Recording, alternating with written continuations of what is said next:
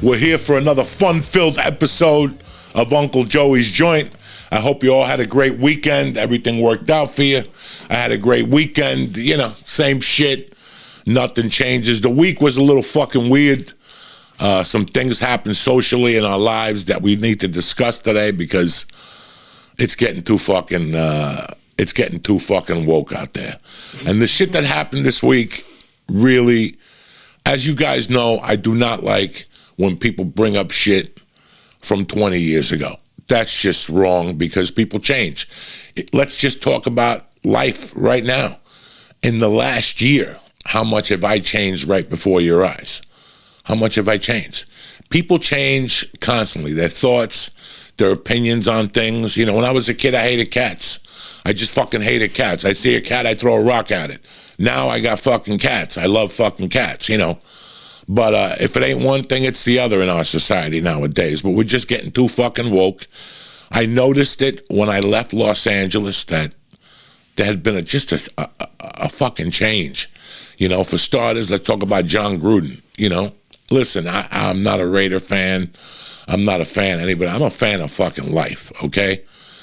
They were doing an investigation into the Washington Redskins. They went through emails, supposedly. This is what I read and heard, and they fucking found the emails of him going back and forth. One of the coaches, the general managers, I don't know exactly what it is. I don't want to say it before I get myself in trouble. And they found these emails with him talking about, Roger Goodell and fucking talking about some player in the league that had big lips or something like that. Listen, it's wrong. I get it. I get what we're trying to do here. But I don't think firing him was really and I don't know what's happened to people that they've lost their balls, Al Davis's son is the fucking, he's the president, I guess. I don't know exactly what happened. I know he got fired. I know it was against the NFL policies and stuff like that. But when he sent the emails, he wasn't even working for the NFL. Now, let's take a look at his situation. He's an NFL coach. Now, I don't know. What do you think at home? 60% of the NFL is African American? He's been a fucking coach with the Raiders, Tampa Bay, and then went back to the Raiders. If he was racist in any way, don't you think one of the players would have said it after all these years? I've seen him on there, hugging African-American players and joking around with them. And, I've been watching him for 20 fucking years. I don't know. Then he coached Tampa Bay early on. I watched him then. I met him on the Best Damn Sports Show when he was coaching Tampa Bay. And he seemed like an all right guy. I mean, I don't know. I don't know what people do behind closed doors. And I understand it was behind closed doors and it was a joke. I've made many off-color jokes over the year, but I have a past. So just when that first started with the fucking the Supreme Court justice, that dude that covered a girl's mouth 20 years ago at a party, but didn't do nothing to her. Where is she today? What did she get out of raising her hand 20 years fucking later? And what do you get from raising your hand 20 years later from my behavior then? Obviously, you don't think I corrected it over the years. Obviously, you don't think that. Even me, for example. The other day, I was at my friend's house, the Pumas, and I was walking back. And there's a fucking Amazon guy. And he's an African-American kid. And he's got the fucking volume blasted in the in the car. And he's playing that fucking rap music, the real slow one. I don't know. I like old school rap, Nas and all that stuff. This is something new. And the guy keeps saying, the N-word over and over, and it's loud in my neighborhood. It's fucking loud. I remember walking and going, you know what? Nothing bothers me more than that shit. Nothing bothers me more than that shit. And you guys know I love cracking jokes. And nobody is sacred. The French, African Americans, Chinese, I was thinking about when Mike came in today, I go, you know what? It's getting cold out there. The temperature dropped to like 62 to open up. It just dropped a couple. Last week, the last 3 weeks, it's been opening up at 70. All of a sudden today, it went down to 60 fucking 2. Is it cold out? No, but you could feel the chill in the air.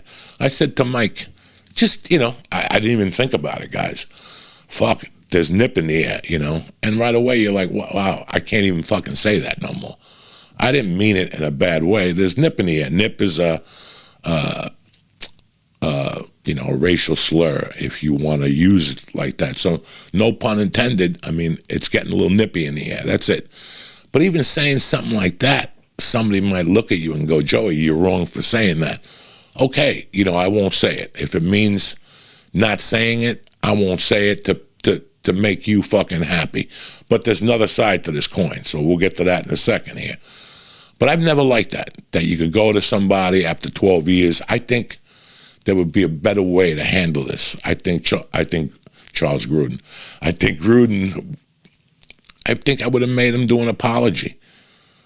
I think I would have had him take classes for awareness or something. 2 classes, talk to somebody. I don't know if you guys remember. About 10 years ago, Ralphie May went off on some Indians. I don't know if you guys remember that. Ralphie always went off on everybody, the Russians, the Indians. He went off on American Indians. If you knew anything about Ralphie, he was a sweetheart. And I got to be honest with you, it was a fucking joke. It was a joke. Some chief of a tribe took it seriously. They canceled this gig. Did they cancel him? No. You know what the chief wanted to do? Educate him.